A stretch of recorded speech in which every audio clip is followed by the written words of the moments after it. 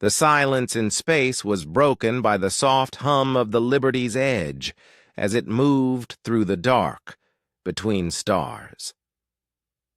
Captain Jake Morrison stood on the bridge, looking out at the endless black dotted with distant lights. His ship was small compared to the massive vessels that ruled this part of the galaxy. It had simple metal walls, basic controls, and 43 crew members who had traveled far from Earth. Jake was a tall man with gray hair and calm eyes. He had been in space for 20 years, but this was different. This was first contact with alien life, and he knew the whole galaxy was watching. "Captain," called out Lieutenant Nina Rodriguez from her station. "We're picking up movement ahead. Looks like we have company." Jake walked over to look at her screen. 3 large ships were moving toward them. Each one was 5 times bigger than the Liberty's Edge. Their hulls were smooth and silver, with weapons that glowed blue along their sides. "Zephyrian ships," said Dr. Lisa Grant, the ship's scientist. She was a small woman with short brown hair, who knew more about alien life than anyone on Earth. "I recognized the design from our long-range scans." Jake nodded. The Zephyrians were one of the 12 big alien nations that controlled this part of space. Earth's spy satellites had watched them for years before this mission began.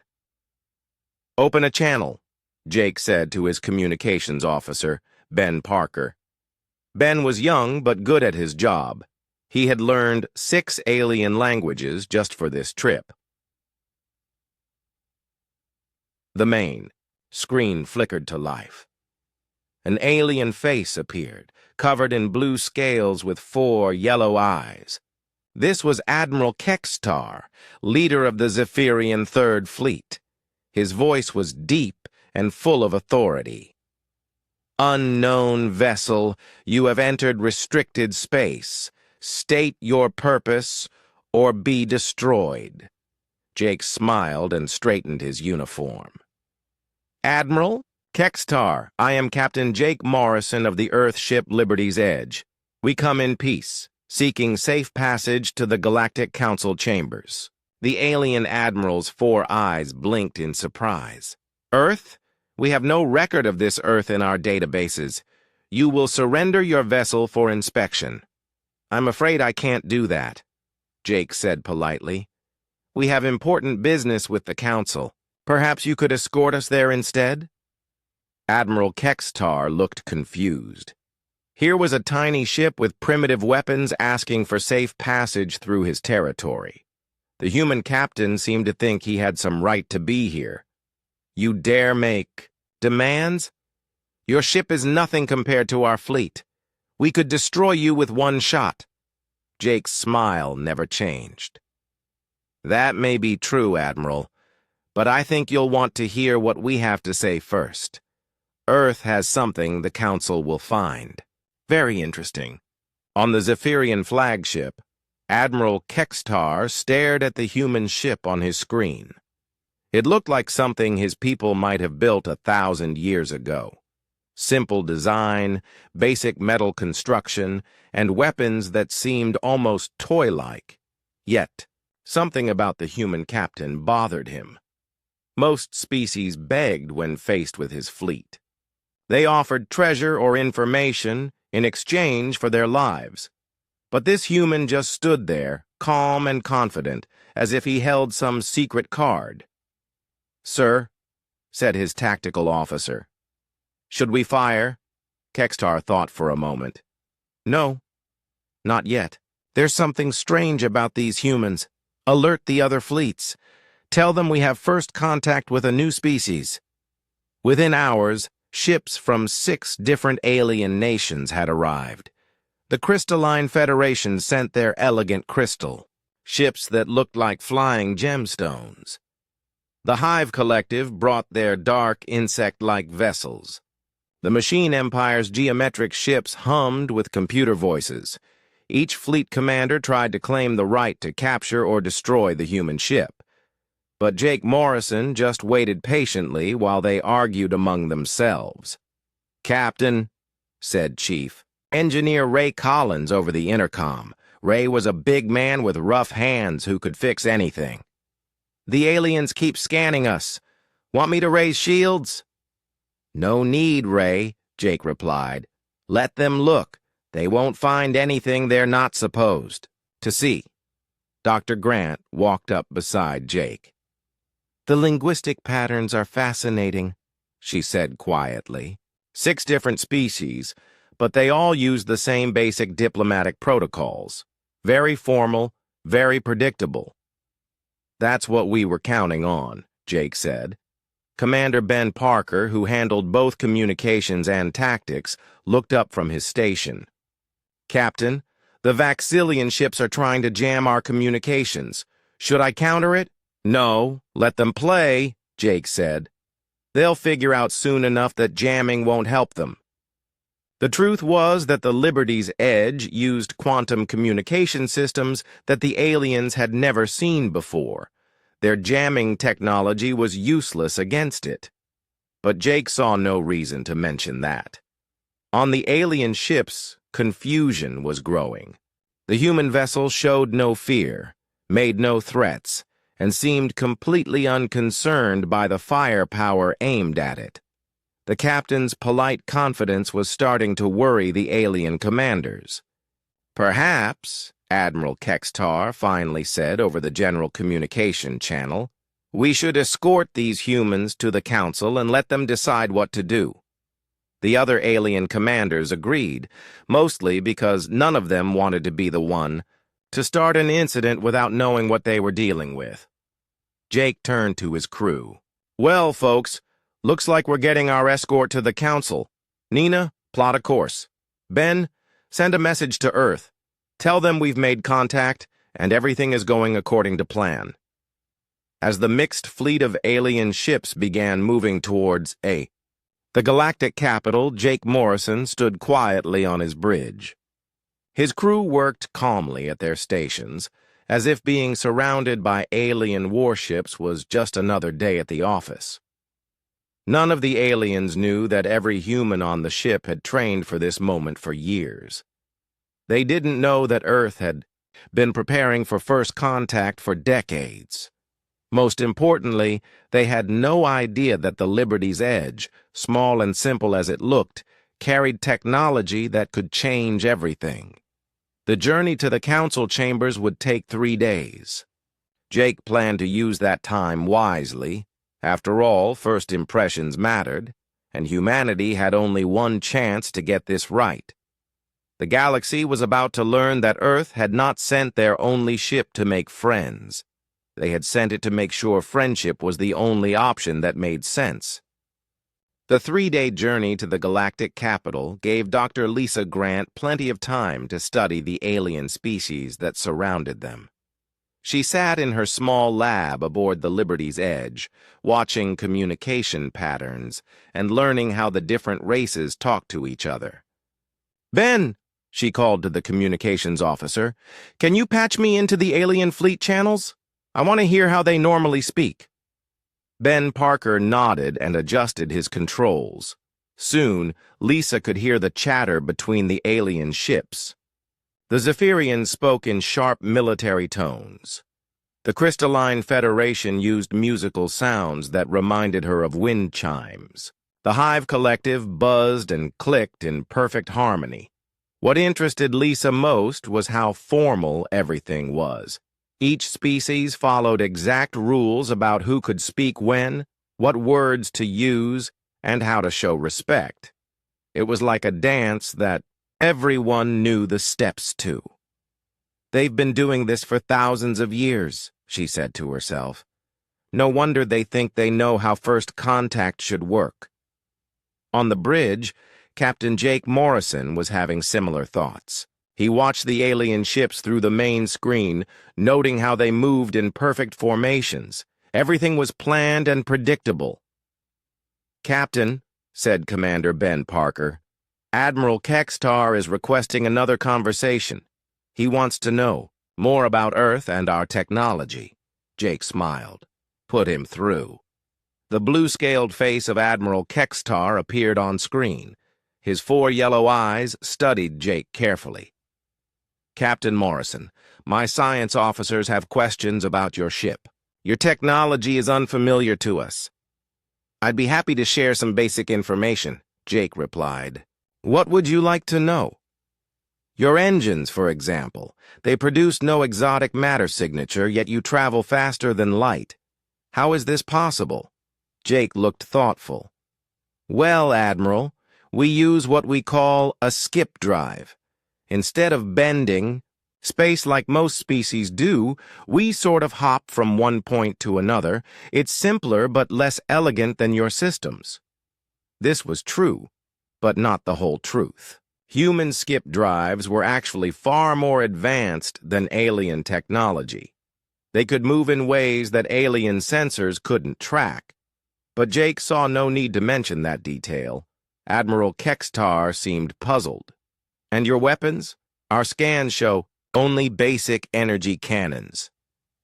That's right, Jake said cheerfully. Nothing fancy. We're explorers, not warriors. We prefer to solve problems with words rather than weapons. Again, this was true, but incomplete. The Liberty's Edge did have basic weapons, but it also carried things the aliens had never seen before. Things that weren't technically weapons, but could become very dangerous if needed. Down in engineering, Chief Ray Collins was having his own conversation with an alien scientist. The Crystalline Federation had sent over a probe to study human technology, and Ray was happy to show them around. This is interesting, said the crystal, being through a translation device. Its body looked like living glass, shifting colors as it spoke. Your tools are very simple, yet they can perform multiple functions. Ray held up a standard human multi-tool. This little thing can cut metal, generate heat, analyze materials, and even work as a computer interface. We like things that can do more than one job. The alien scientist examined the tool with obvious confusion. But why not have specialized equipment for each task? Dedicated tools are more efficient. Maybe, Ray said with a grin. But what happens? When your specialized tool breaks and you're a million miles from the nearest repair station, this little guy might not be perfect at any one thing, but it can keep you alive when perfect tools can't. The concept seemed to trouble the alien. In their society, everything had a specific purpose and place. The idea of deliberately choosing less perfect tools for the sake of flexibility was alien to them. Meanwhile, Dr. Lisa Grant was making her own discoveries. She had been invited to participate in a scientific exchange with representatives from all 12 major species. The meeting took place on a neutral research station that the fleet had stopped at. The alien scientists were polite, but clearly saw her as a primitive newcomer. They spoke slowly, using simple concepts, as if explaining things to a child. Your species is very young, said Dr. Zixkala, a tall, thin being from the ethereal conclave. How long have you had space travel? About 150 years, Lisa replied honestly. The aliens exchanged glances. Some of them had been traveling between stars for 10,000 years. And you have only recently developed faster-than-light travel? Asked another scientist. That's right, Lisa said. We've been working on it for about 70 years now. What she didn't mention was that humans had been studying alien technology for 50 of those years. Earth's deep space monitoring stations had been watching alien ships and learning from them long before the Liberty's Edge ever left home. The alien scientists began showing off their advanced knowledge, explaining complex theories about space, time, and energy. They seemed to expect Lisa to be impressed and confused. Instead, she asked simple questions that showed she understood their concepts perfectly. Even worse, from their perspective, she sometimes suggested improvements to their theories. "Your quantum field manipulation is very elegant," she said to a Machine Empire scientist. "But have you considered using recursive feedback loops to increase efficiency?" The machine being paused, its mechanical brain processing the suggestion. "That is an interesting idea. We had not considered that approach." Back on the Liberty's edge, Captain Morrison was dealing with increasingly frustrated alien commanders. They had expected to be interrogating a primitive species about their technology and intentions. Instead, they found themselves facing humans who seemed completely comfortable with the situation. "Captain," said Admiral Kextar during their evening briefing, "your people are very calm for a species making first contact. Most new races are either terrified or aggressive when they meet us." Jake poured himself a cup of coffee, a drink that had fascinated several alien observers. "Admiral, we've known about your civilizations for years. We've been watching your ships, learning your languages, studying your cultures. This isn't really first contact for us. It's more like finally getting to shake hands with old neighbors." This statement sent ripples of concern through the alien fleet. If humans had been watching them for years without being detected, what else might they know? The truth was becoming clear to the alien commanders. These humans were not the simple, primitive species they appeared to be. They had been studying and preparing for this moment much longer than anyone had guessed. As the fleet continued toward the galactic capital, the aliens found themselves in an uncomfortable position. They had come expecting to deal with frightened newcomers begging for protection. Instead, they were escorting confident equals who seemed to know exactly what they were doing. The humans had turned first contact into a careful dance of their own, and the aliens were starting to realize they didn't know the steps. The Galactic Council chambers were a sight to behold. Built inside a massive space station that had been neutral ground for over 3,000 years, the Great Hall could hold representatives from all 12 major civilizations. The ceiling was a dome of transparent metal that showed the stars beyond, and the walls were covered with the symbols of every species that had ever sought membership. Ambassador Kate Sullivan walked through the entrance with Captain Jake Morrison beside her.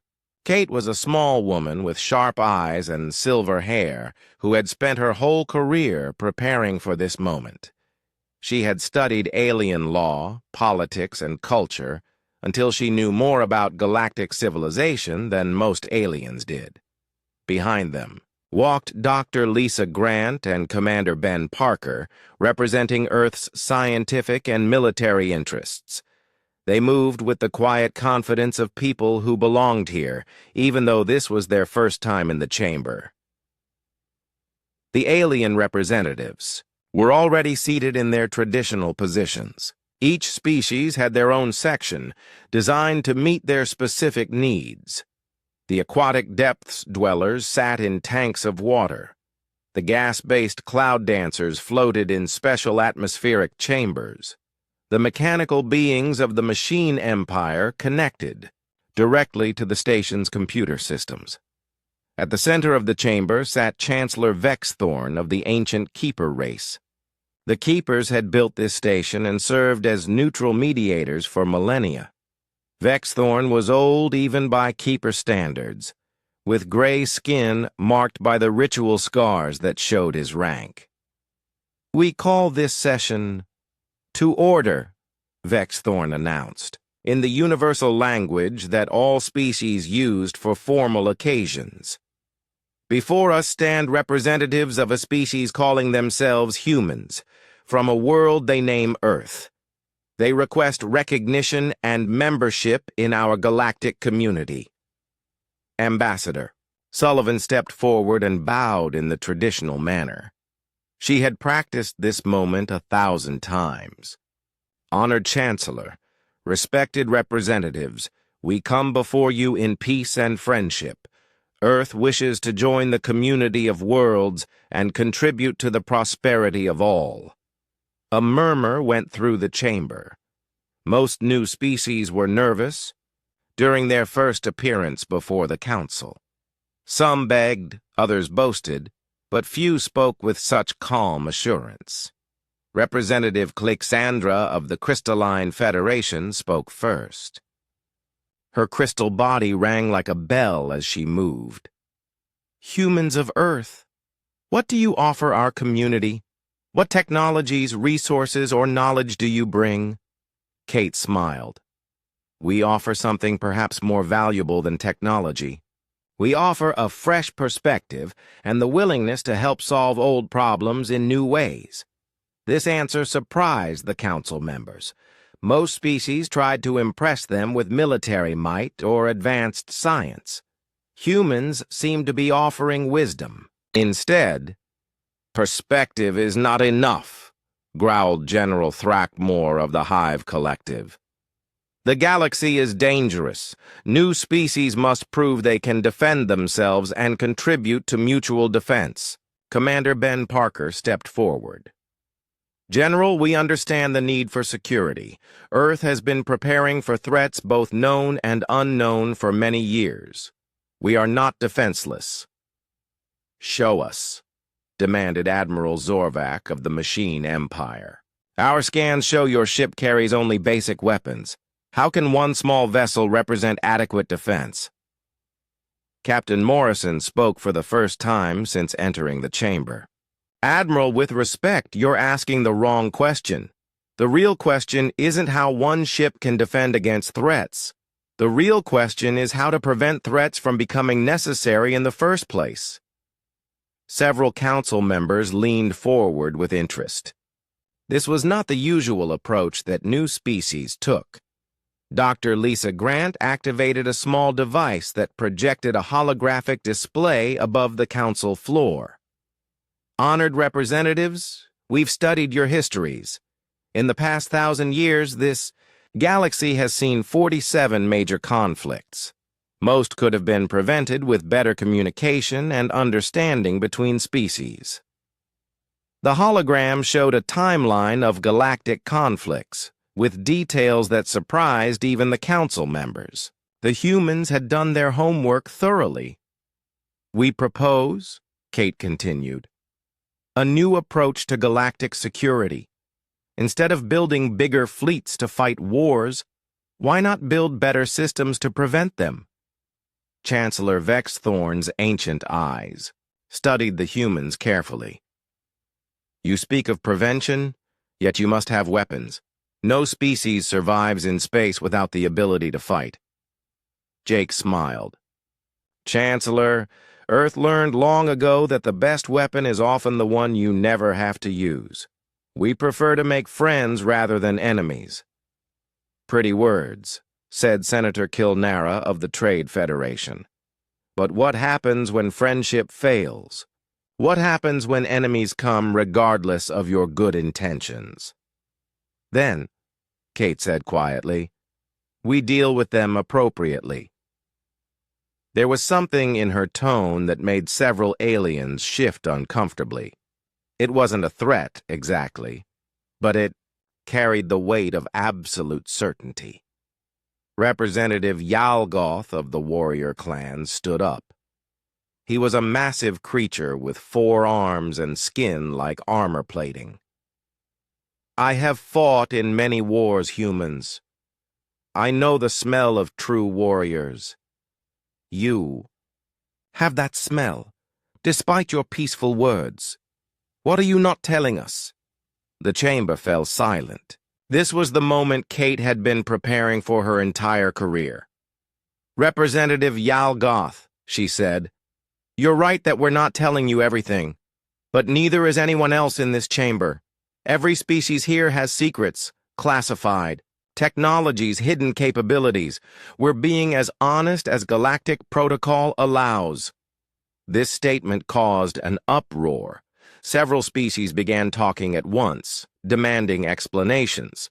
Chancellor Vexthorn called for order. "The human speaks truly. All members of this council maintain state secrets. It would be hypocritical to demand complete transparency from newcomers when we offer none ourselves." Dr. Grant activated another holographic display. "We can share this much. Earth has been monitoring galactic communications for over 50 years. We've learned your languages, studied your cultures, and observed your conflicts. We know more about each of your civilizations than you might be comfortable with." The chamber erupted again. The idea that an unknown species had been watching them for decades was deeply unsettling. "How?" demanded Admiral Zorvac. "Our communications are encrypted, our territories protected. How could a primitive species observe us without detection?" "Simple," said Chief Engineer Ray Collins, speaking for the first time. "We didn't try to crack your security. We just listened to everything you broadcasted openly and put the pieces together. Amazing what you can learn from entertainment programs, news broadcasts, and commercial advertisements." Several council members looked embarrassed. They had never considered that their public communications might be giving away important information. Kate stepped forward again. "Honored Council, we don't share this information to embarrass anyone. We share it to show that Earth takes galactic security seriously. We've been preparing for this contact for generations." "Preparing how?" asked Chancellor Vexthorn. Jake and Kate exchanged glances. This was the moment they had to decide how much truth to reveal. "Chancellor," Jake said carefully, "let's just say that Earth has always believed in being prepared for anything. We hope for peace, but we plan for all possibilities." The vague answer clearly frustrated several council members, but it was exactly the kind of diplomatic non-answer they were used to hearing from each other. Chancellor Vexthorn considered the humans for a long moment. "We will recess for deliberation. The Council will discuss your request and provide an answer within 3 standard days." As the humans left the chamber, they could hear heated debates beginning behind them. Some species wanted to accept Earth immediately. Others demanded more information before making any decision. But one thing was clear to everyone present. These humans were not the simple, innocent newcomers they appeared to be. They had been watching, learning, and preparing for far longer than anyone had imagined. The question now was whether that preparation was for peaceful cooperation or something else entirely. The news came during the second day of council deliberations. Lieutenant Nina Rodriguez was monitoring Earth's communication channels when she picked up the emergency signal. Her face went pale as she read the message, and she immediately called Captain Morrison to the bridge. "Captain," she said quietly, "we have a problem. The colony ship New Horizon is under attack." Jake read the message on Nina's screen. The New Horizon had launched from Earth 5 years earlier, carrying 10,000 colonists to establish humanity's first settlement outside the solar system. They were peaceful farmers, scientists, and their families, trying to build a new life. On a distant world. "Who's attacking them?" Jake asked. "Vaxillian ships," Nina replied. 3 heavy cruisers. They're demanding surrender and threatening to destroy the colony if the settlers don't submit to Vaxillian rule. Dr. Lisa Grant looked up from her science station. "The Vaxillians weren't part of our escort fleet. How did they even know about the New Horizon?" Commander Ben Parker checked his tactical displays. "They've been watching us, just like we've been watching them.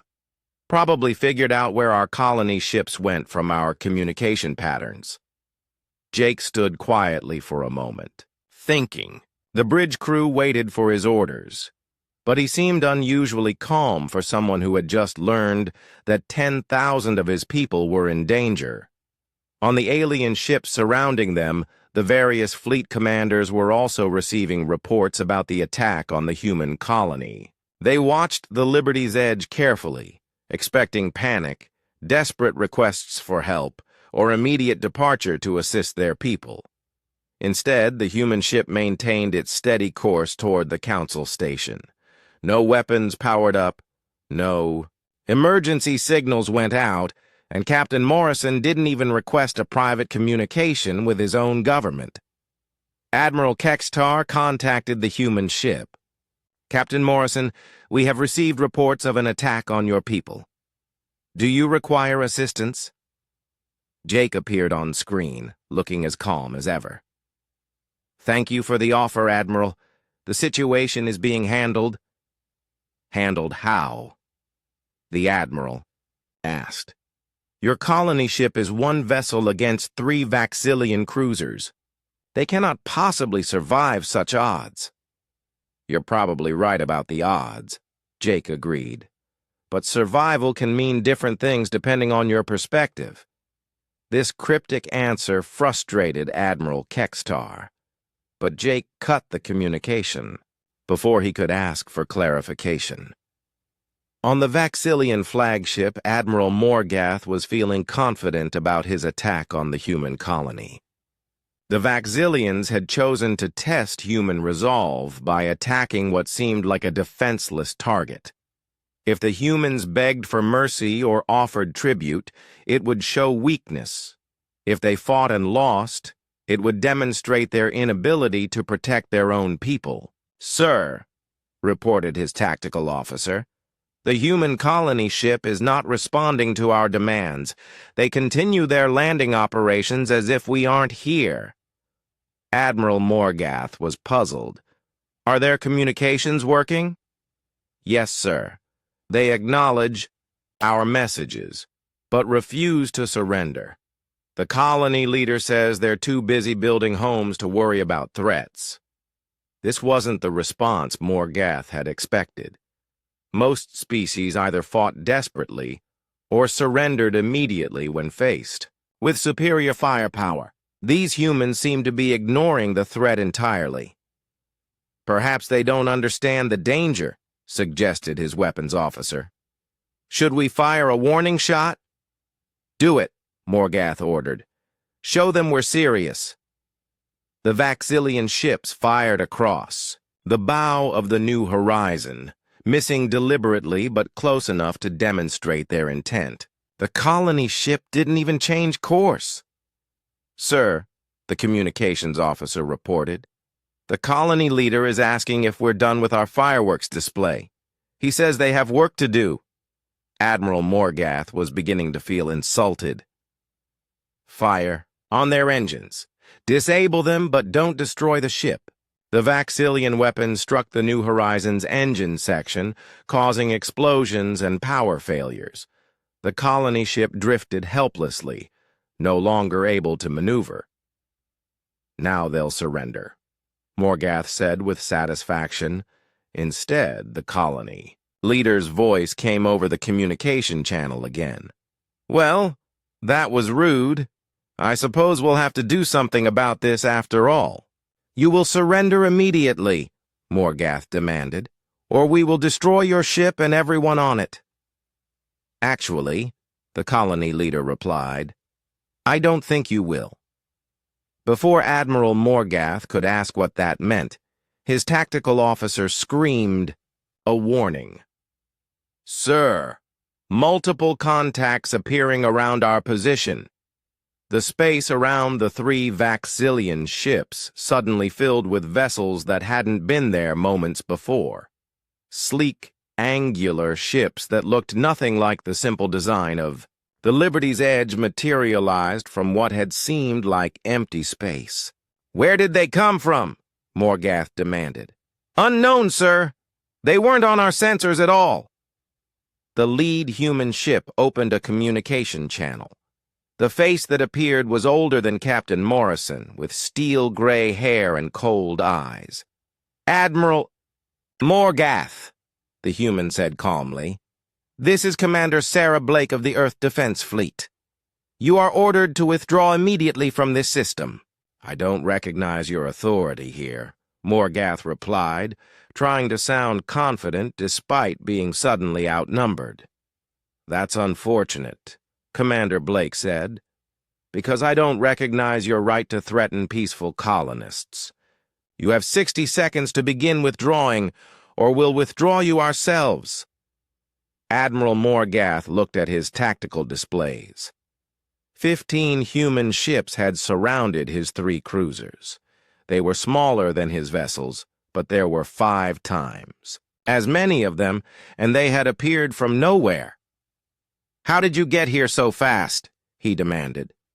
"The nearest human system is weeks away." Commander Blake smiled without warmth. "Admiral, we've been here the whole time. We just weren't ready to introduce ourselves until now." The implications of this statement hit Morgath like a physical blow. If human ships had been hiding in this system undetected, how many other systems might they be in? How long had they been watching? "This is impossible," he said. "Our intelligence shows that Earth has only recently developed faster-than-light travel." "Your intelligence is based on what we wanted you to know," Blake replied. "The Liberty's Edge is indeed our first official diplomatic vessel, but it's far from our first ship to leave Earth." On the Council Station, the alien representatives were receiving reports about the sudden appearance of a human fleet. The news caused immediate panic among several species. If humans had been secretly deploying ships throughout the galaxy, it meant their intelligence estimates were completely wrong. Chancellor Vexthorn called an emergency session. "This changes everything," he announced. "The humans have been far more active than they led us to believe." Back at the human colony, Admiral Morgath faced an impossible choice. He could fight 15 ships with his 3, likely resulting in the destruction of his entire force. Or he could withdraw and admit that the Vaxillians had been completely outmaneuvered by a species they had dismissed as primitive. "Admiral," his weapons officer said quietly, "our shields are being painted by targeting systems from all directions. If they fire simultaneously, we won't survive the first volley." Commander Blake's voice came over the channel again. "Admiral, your 60 seconds are up. What's your decision?" Morgath looked around his bridge at his nervous crew.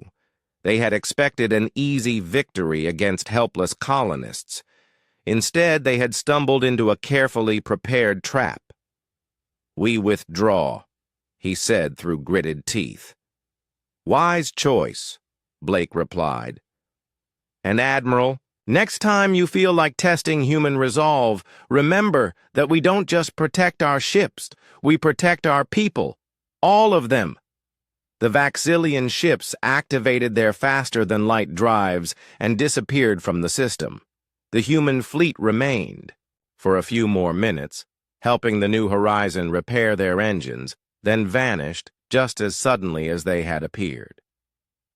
On the Liberty's Edge, Captain Morrison received a simple message from Commander Blake. "Package delivered. All packages remain ready for delivery." Jake smiled and turned to his crew. "Well, that should give the Council something new to think about." The test was over, and humanity had passed. But they had also revealed that the galaxy's assumptions about them were dangerously wrong. The alien scientists were gathering around Chief Engineer Ray Collins in the Liberty's Edge engineering section when he made the comment that would change everything. Dr. Zix Kala, from the Ethereal Conclave, had been examining human tools with growing confusion, trying to understand why humans preferred simple, flexible equipment over specialized perfection. "Your technology is so primitive," the tall, ethereal being said through its translation device. "Yet you accomplish tasks that should require much more advanced equipment. How do you explain this contradiction?" Ray wiped his hands on a grease-stained cloth and grinned. Well, Doc, back on Earth we had this old saying, speak softly and carry a big stick. We've been speaking softly this whole time. The alien scientist's glowing form flickered with curiosity. I do not understand this metaphor. What is this big stick you refer to? Ray's grin widened. About 8 billion very angry humans who don't like bullies. The simple statement sent a chill through every alien present. Until now, they had assumed that Earth was a small, recently unified world with limited population and resources. The idea that billions of humans existed, all potentially as calm and confident as the crew of the Liberty's Edge, was terrifying. Dr. Zixkala's form dimmed. 8 billion? Your population records showed much smaller numbers. Those were the records we wanted you to see, Ray said casually, as if he were discussing the weather. Earth learned a long time ago that sometimes it's better to let people underestimate you. In her laboratory, Dr. Lisa Grant was having a similar conversation with a group of alien biologists. They had been trying to understand human physiology and psychology, confused by the strange combination of intelligence and aggression they observed. Your species is most unusual, said Dr. Clixandra of the Crystalline Federation. You appear peaceful, yet our scans show physical adaptations. For combat, you speak of friendship while displaying predator characteristics. Which is your true nature? Lisa looked up from her microscope where she had been studying alien tissue samples. Both, actually. Humans are what we call persistence hunters. On our home world, we didn't evolve to be the fastest or strongest predators. We evolved to be the most stubborn. The alien scientists exchanged confused glances. This was not a concept they were familiar with. When ancient humans hunted large prey, Lisa continued, we didn't try to outrun or overpower our targets. We just followed them. For hours, sometimes days. We walked steadily behind them until they collapsed from exhaustion. Then we took what we needed. Dr. Vaxling of the aquatic depths made a sound like water bubbling in fear. You hunted by never giving up? That's right, Lisa said with a smile that didn't reach her eyes. We don't quit, ever. When someone threatens our people, we don't just get angry and fight back. We remember, we plan, we persist until the threat is gone. She activated a holographic display showing Earth's history. Humans have fought wars that lasted decades. We've rebuilt cities that were completely destroyed, sometimes multiple times. We've never, in our entire recorded history, simply given up and accepted defeat. The alien scientists stared at the historical records with growing horror. Wars that lasted generations. Cities rebuilt from rubble over and over. Entire populations relocating rather than surrendering. It painted a picture of a species that simply would not be conquered. But you speak of peace, protested Dr. Morthan of the gas clouds. Your representatives talk of friendship and cooperation. We prefer peace, Lisa agreed. Peace is much more efficient than war. But preference and capability are two different things. We've learned that the best way to ensure peace is to make war too costly for potential enemies to consider. On the bridge, Captain Morrison was receiving increasingly nervous communications from the various alien fleet commanders. News of the human intervention at the colony had spread quickly, and questions were being asked that nobody wanted to hear the answers to. Captain Morrison, Admiral Kextar's voice was tense. We need clarification about the ships that appeared at your colony. Where did they come from? Jake looked thoughtful. Well, Admiral, that's a good question. Where do you think they came? From? Our intelligence suggested that Earth has only recently achieved interstellar travel. How do you explain the presence of a full fleet? Intelligence is a tricky thing, Jake replied. It's only as good as the information you base it on. If that information is incomplete or deliberately misleading, your conclusions will be wrong. Admiral Kextar felt a cold fear growing in his chest.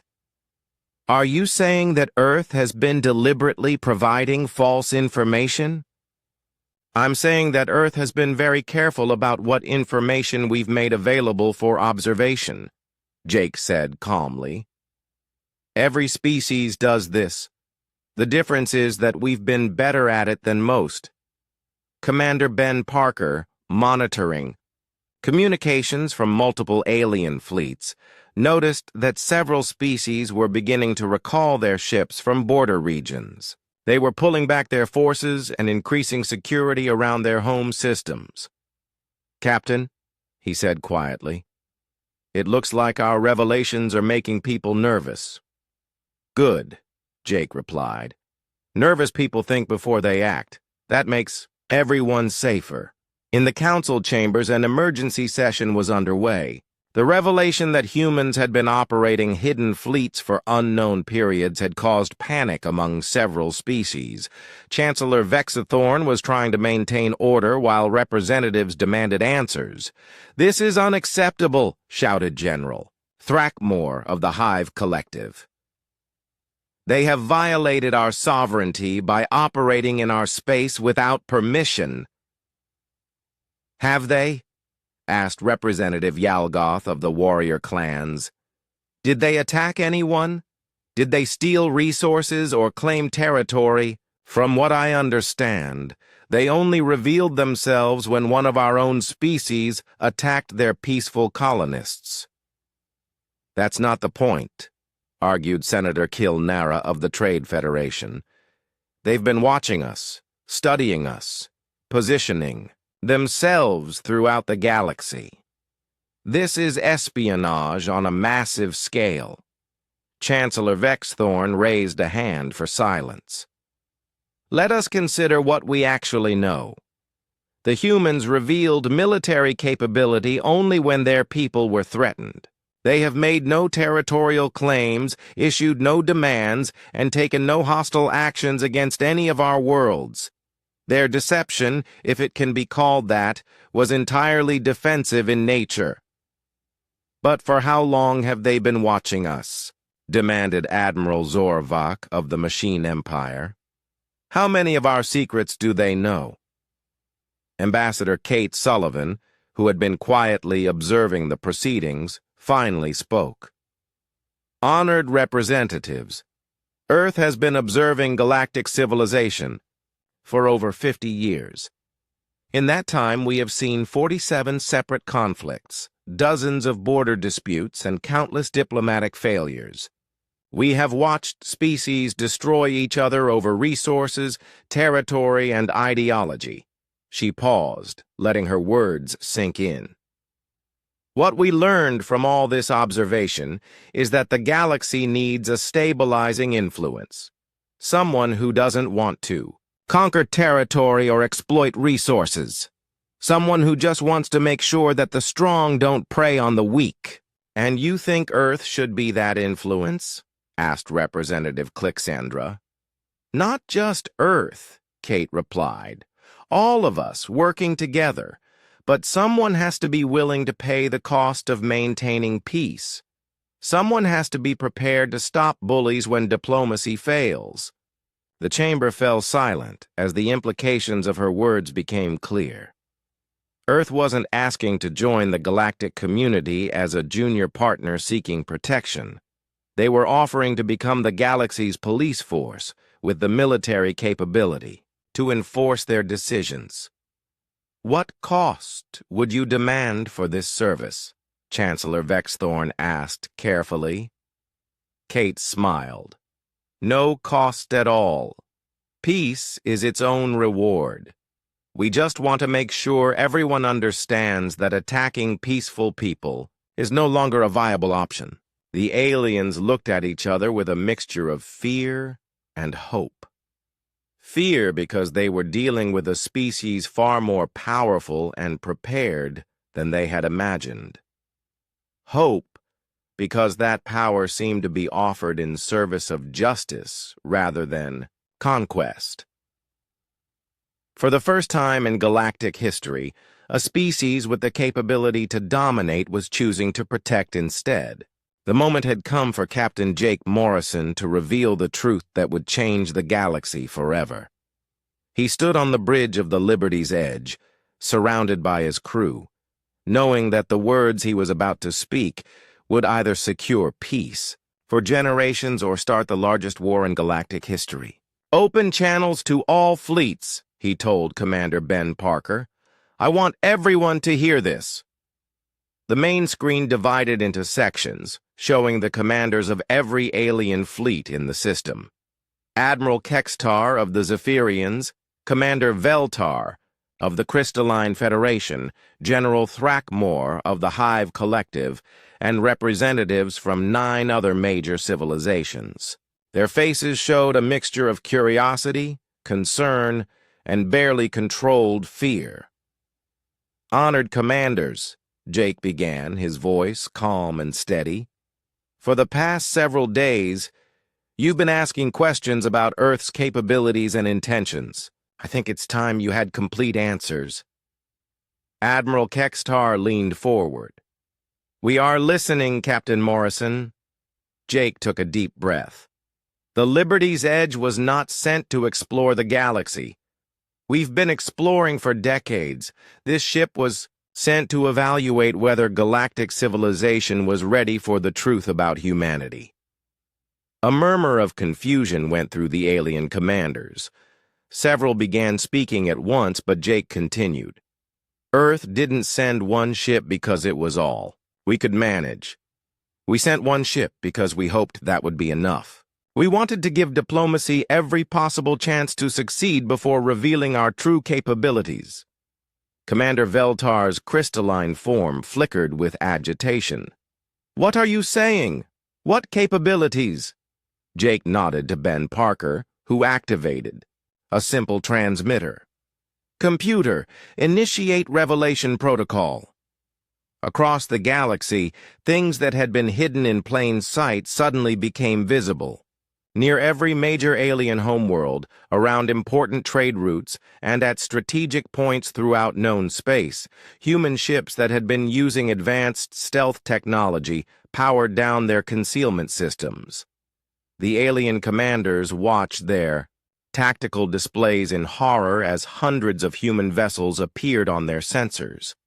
Ships that had been invisible, undetectable, positioned with surgical precision near every critical location in galactic civilization. "This is impossible," whispered Admiral Zorvac of the Machine Empire. "Our homeworld shows 18 human ships in defensive positions around our orbital installations. How long have they been there?" "About 15 years," Jake replied matter-of-factly. "Though some have been in position longer." General Thrackmore's insectoid features twisted in rage. "This is an act of war. You have invaded our space." "Actually," Dr. Lisa Grant spoke from her science station, "we've been very careful to remain in international space or unoccupied systems. We haven't violated anyone's territorial boundaries." "But you've been watching us," accused Senator Kilnara of the Trade Federation, whose image appeared on screen from the council chambers. "Studying our defenses, learning our weaknesses." Jake nodded. "Yes, we have. Just as you've all been watching each other. The difference is that our observation was never intended for conquest. It was insurance." "Insurance against what?" demanded Admiral Kextar. "Against the possibility that galactic civilization was too far gone to save," Jake replied. "Earth learned long ago that the universe is a dangerous place. When we discovered that intelligent life existed beyond our world, we faced a choice. We could hide and hope you'd never find us. We could announce ourselves and risk being conquered or destroyed, or we could prepare for every possible outcome. Ambassador Kate Sullivan's voice joined the conversation from the council chambers. We chose to prepare. For 50 years, Earth has been quietly positioning assets throughout the galaxy, not to attack, but to ensure that if attack came, we could respond appropriately. Chancellor Vexthorn's ancient voice carried a note of fear that he couldn't hide. How many ships, how many humans are actually out here? Commander Ben Parker consulted his displays. Currently active in galactic space? About 3,000 vessels with roughly 200,000 personnel. But that's just the advanced scout force. The number hit the alien commanders like a physical blow. 3,000 ships was more than some entire civilizations possessed. And if this was just the scout force, how many total? Admiral Kextar asked, his voice barely above a whisper. That's classified, Jake said with a slight smile. But I can tell you that Earth takes the safety of our people very seriously. The human colonies you know about represent less than 1% of actual human expansion into the galaxy. Dr. Lisa Grant activated a holographic display that showed the true extent of human presence. Red dots appeared throughout the galactic map, far beyond the known borders of human space. Colonies, monitoring stations, supply bases, and hidden fleets stretched across vast regions that the aliens had thought were empty. You've been colonizing in secret, breathed Representative Yalgoth of the warrior clans. We've been preparing, corrected Kate Sullivan. Every colony, every station, every ship was positioned to serve one purpose, ensuring that humanity could never be completely destroyed by any outside force. Chief Engineer Ray Collins joined the conversation from engineering. See, the thing about humans is that we learn from history. On Earth, we saw what happened when peaceful civilizations were discovered by aggressive ones. Usually, didn't end well for the peaceful folks.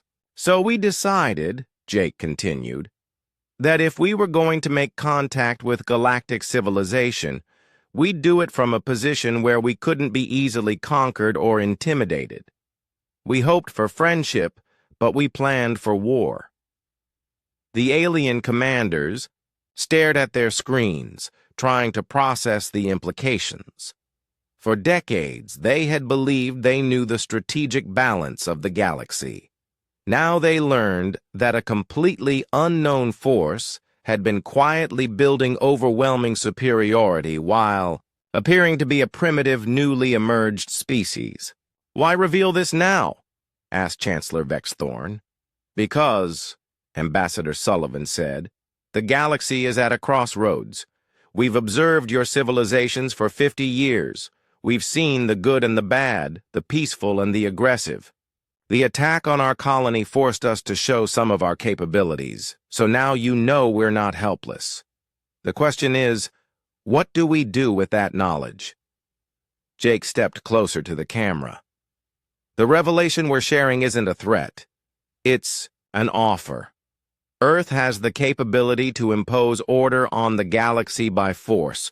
We could demand tribute, claim territory, or simply conquer everyone who opposed us.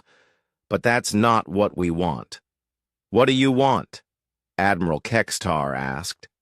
Peace, Jake said simply. Real peace.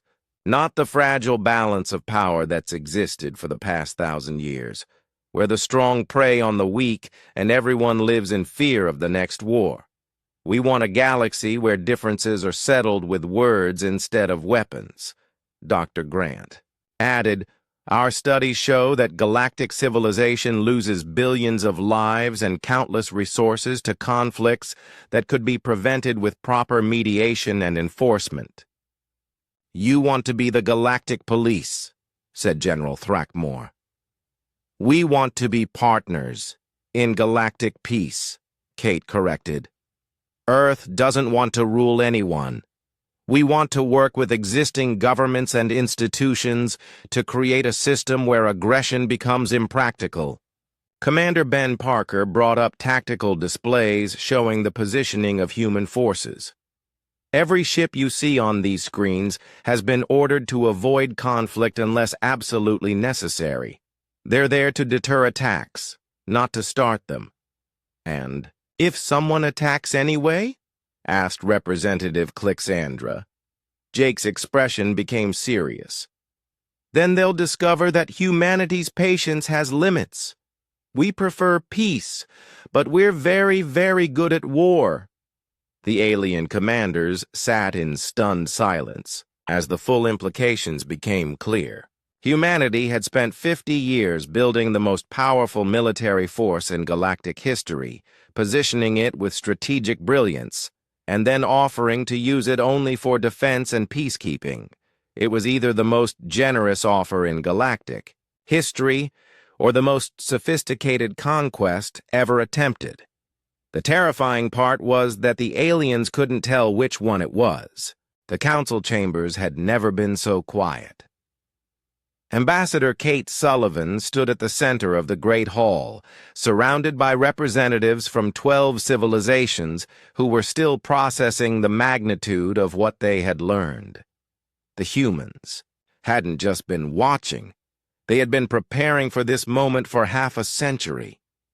Chancellor Vexthorn's ancient voice broke the silence.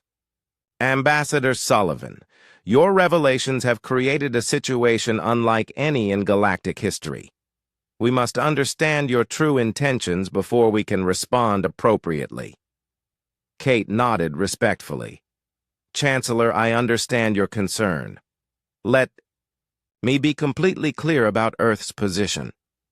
She activated a holographic display that showed the current positions of human forces throughout the galaxy. For 50 years, Earth has been watching galactic civilization. We've seen species destroyed by more powerful neighbors, peaceful colonies wiped out by raiders, and entire worlds conquered because they couldn't defend themselves.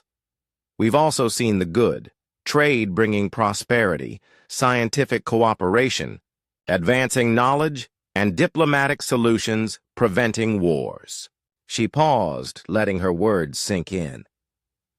What we learned is that the galaxy needs someone willing to protect the vulnerable, not to rule them, but to ensure they have the right to exist in peace. Representative Yalgoth of the warrior clans leaned forward in his massive chair. Pretty words, human, but what does this mean in practical terms? You have positioned forces near every major world in the galaxy. That is either protection or invasion, depending on your mood. Kate smiled, and there was something in that expression that made several aliens shift uncomfortably. Representative Yalgoth, you're absolutely right. The same force that can protect can also threaten. That's why Earth is offering you a choice, she gestured, and the holographic display changed to show a document. We propose a new galactic charter, a system where disputes are settled through mediation rather than warfare, where aggressive species face immediate consequences for attacking peaceful ones, where the strong are required to protect the weak instead of exploiting them. General Thrackmore of the Hive Collective buzzed angrily. And who enforces these rules? You? All of us, Kate replied. But yes, Earth is prepared to provide the military backing necessary to make the system work. We're offering to be the guardians of galactic peace. Senator Kilnara of the Trade Federation spoke up. And if we refuse this generous offer, what happens then? The question hung in the air like a physical presence. Kate's expression remained pleasant, but her voice carried the weight of absolute certainty. Senator, I hope we don't have to find out. Earth came here hoping to make friends. We brought one ship to this negotiation because we believe in peaceful solutions, but we also brought insurance." She gestured again, and the display showed the true extent of human military deployment. Every major world, every important trade route, every strategic resource in the galaxy is currently within range of human forces. We didn't do this to threaten anyone. We did it to ensure that threats against peaceful people become impossible. Admiral Zorvac of the Machine Empire processed this information with mechanical precision. "You are stating that resistance to your proposal would result in military action against our homeworlds." "No," Kate said firmly. "I'm stating that attacks on peaceful species will result in military action against the attackers. Earth doesn't want to conquer anyone. We want to make conquest impossible." Dr. Zix Kala of the Ethereal Conclave's form flickered with confusion. "But who decides what constitutes an attack? Who determines which species are peaceful and which are aggressive?" "Excellent questions," Kate replied. "Under our proposal, those decisions would be made by an expanded galactic council with representatives from all member species. Earth would have one vote, just like everyone else." "One vote backed by 3,000 warships," muttered Admiral Kextar. "One vote backed by a commitment to peace," Kate corrected. "Admiral, Earth could have conquered this galaxy decades ago if that was our goal. We could have arrived with massive fleets and demanded submission. Instead, we're asking for cooperation." Chancellor Vexthorn studied the human ambassador carefully. "You speak of choice, but when one option is cooperation and the other is facing overwhelming military force, is it truly a choice?" Kate's expression became sad. "Chancellor, that's always been the choice in the galaxy. The only difference is that until now, the overwhelming force belonged to whoever was most willing to use it against innocent people. We're offering to give that power to those who want to protect innocence instead." Representative Clixandra's crystalline form rang softly as she spoke.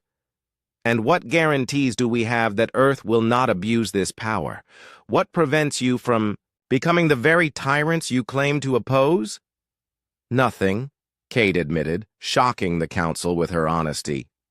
"There are no guarantees in life, Representative. Earth could choose to become galactic dictators. But consider our actions so far. We've had the power to conquer for decades, yet we remained hidden. We revealed ourselves only when peaceful colonists were attacked. Even now, when we could simply demand submission, we're asking for partnership." Dr. Lisa Grant's voice came over the communication system from the Liberty's Edge. "Honored representatives, humans have a saying, 'Power corrupts.' But we also believe that absolute power corrupts absolutely. That's why we're not asking for absolute power. We're asking to be partners in a system of laws that applies to everyone, including us." Captain Morrison's image appeared on the main screen. "The forces you see positioned throughout the galaxy aren't there permanently. They're there until we can build something better together.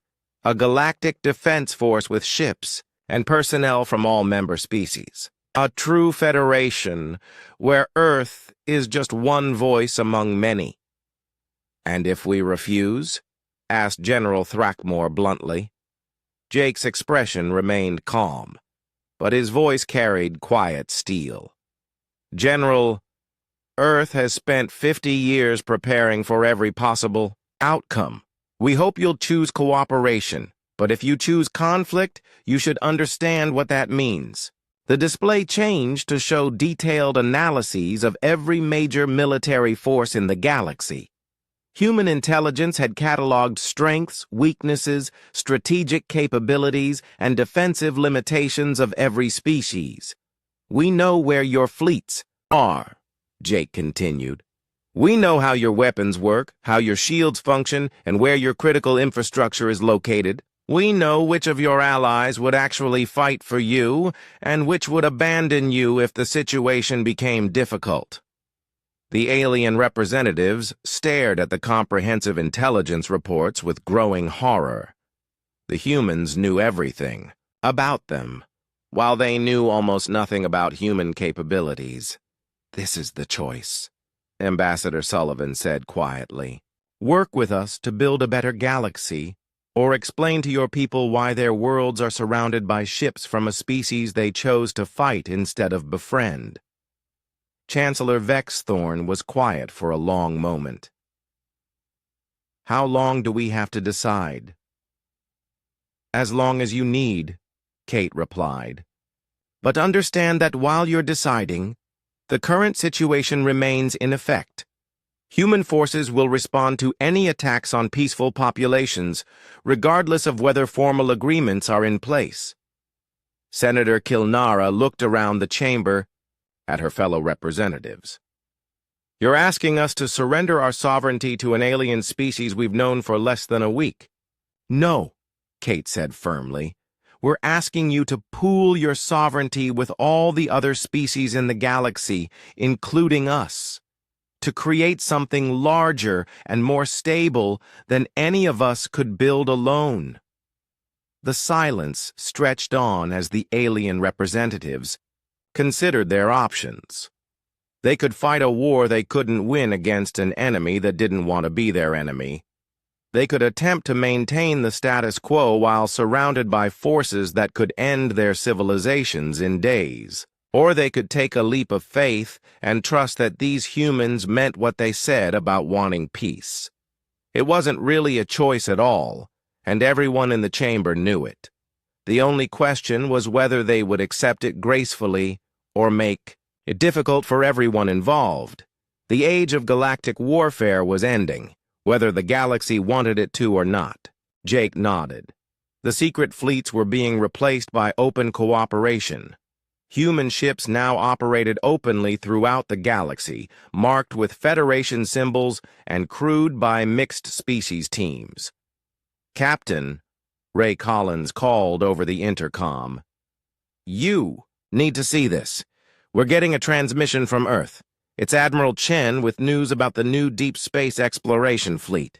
They gathered around the main communication terminal as Admiral Patricia Chen appeared on screen. She was Earth's Chief of Naval Operations and had overseen the transition from secret military deployment to open peacekeeping. "Jake," she said, with a broad smile, "I wanted you to be the first to know. The exploration fleet is ready to launch. 12 ships, each crewed by volunteers from over 30 different species. Their mission is to seek out new civilizations beyond our galaxy and offer them membership in the Federation." Jake felt a surge of pride. This was what humanity had always been meant for, not conquest, but exploration and the extension of peace to new frontiers. "Any concerns about how we'll be received?" he asked. Admiral Chen shook her head. "If we've learned anything from our experience here, it's that most civilizations want peace but don't know how to achieve it. We'll offer them the same choice we offered this galaxy. Join us in building something better, or watch us build it anyway, and invite them to participate when they're ready." The transmission ended, and Jake turned back to the observation window.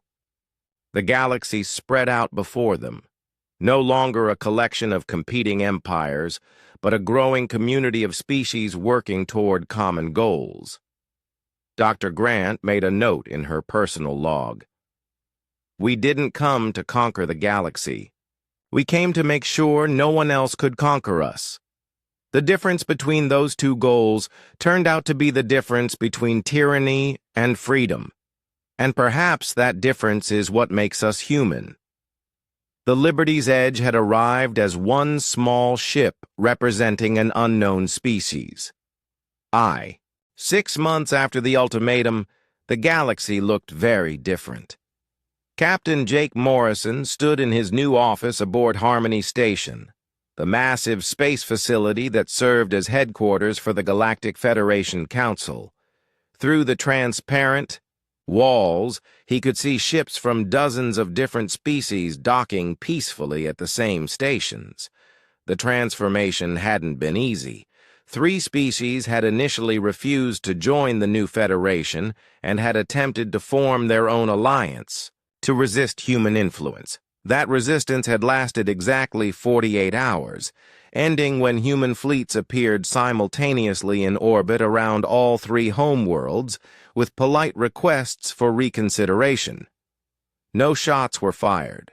No threats were made.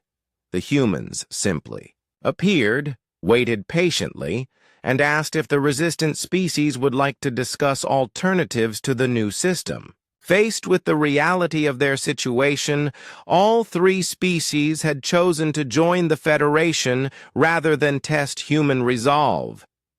"Captain Morrison," called Ambassador Kate Sullivan as she entered his office. She now served as Earth's primary representative to the Federation, though she spent most of her time mediating disputes rather than advancing human interests. "Ambassador," Jake replied with a smile, "how did the negotiations with the Rim colonies go?" "Better than expected," Kate said, settling into a chair. "The mining dispute between the Zephyrians and the Crystal Federation has been resolved. Both sides agreed to split the asteroid field equally and share the extracted resources." Jake nodded approvingly. "Any threats of violence?" "None. Both sides specifically mentioned that they preferred negotiation to attracting human attention. I think our reputation is serving us well." This had become the new reality of galactic politics. Species that had fought for centuries over resources and territory now settled their disputes through mediation, largely because the alternative was explaining to human peacekeepers why violence had been necessary. Dr. Lisa Grant entered the office carrying a data pad. She now served as head of the Federation Science Council, coordinating research projects between species that had never shared knowledge before. "Jake, Kate," she said cheerfully, "I have some interesting news. The Joint Research Station at Kepler 442 just made a breakthrough in faster-than-light communication. Seems that combining crystalline matrix technology with human quantum field manipulation creates something neither species could achieve alone." "Any military applications?" Kate asked. "That's the beautiful part," Lisa replied. "None whatsoever. It's purely for peaceful communication across vast distances. The kind of technology that brings civilizations together instead of helping them fight wars." This had been one of the unexpected benefits of forced cooperation.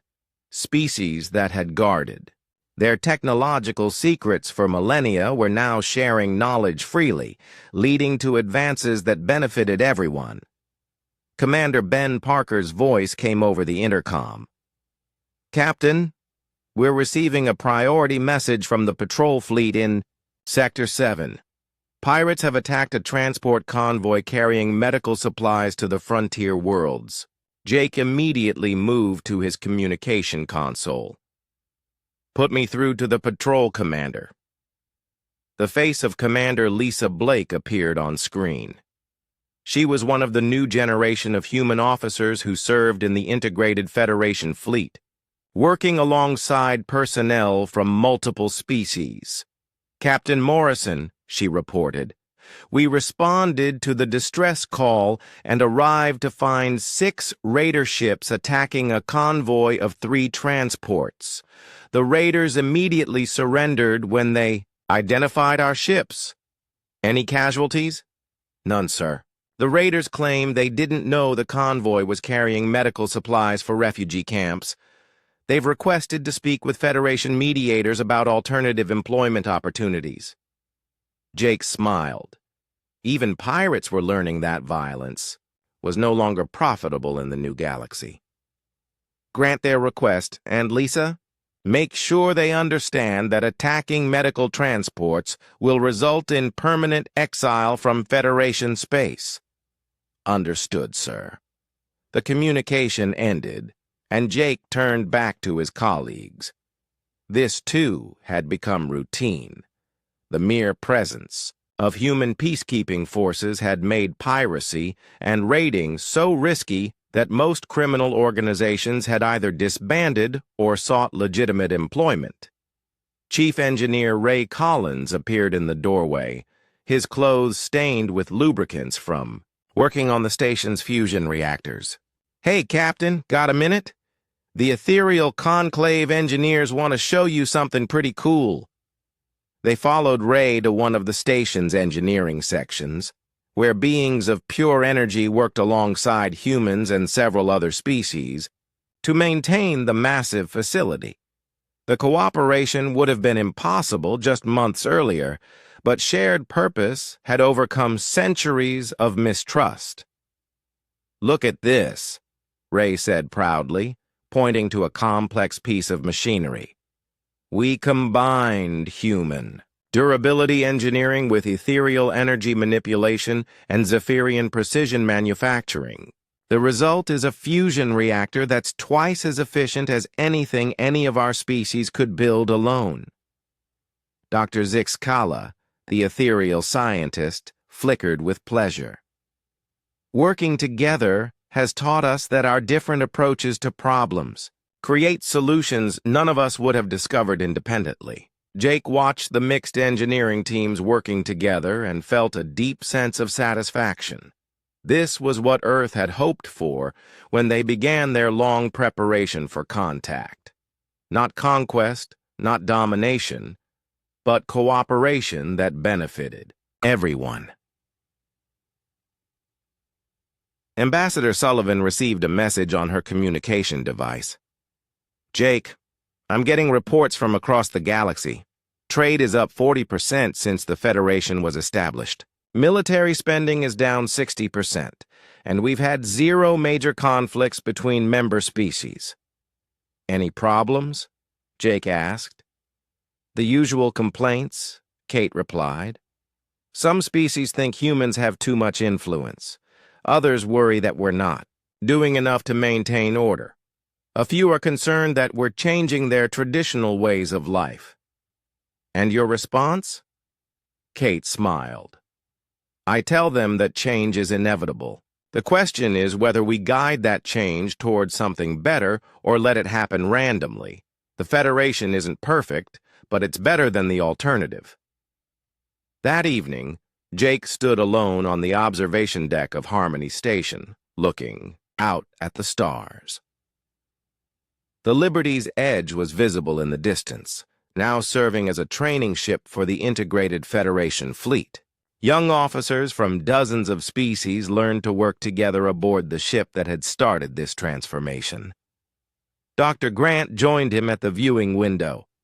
"Any regrets?" she asked. Jake considered the question carefully. "About the deception? About hiding our capabilities for so long? No. We did what we had to do to ensure humanity's survival and create the possibility for peace." "The galaxy is certainly different now," Lisa observed.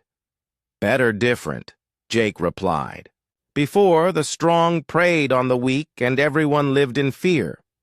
Now, strength is used to protect the weak and fear is becoming obsolete."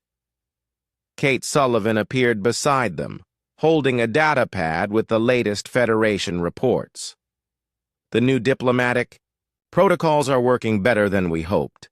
3 more species have requested membership this month, including some from outside our galaxy who heard about the Federation through long-range communications.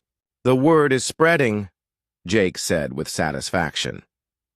"There's something else," Kate continued. "Earth has completed construction of their first official diplomatic vessels. Beautiful ships designed for exploration and cultural exchange rather than hidden surveillance. The Age of Shadows is officially over."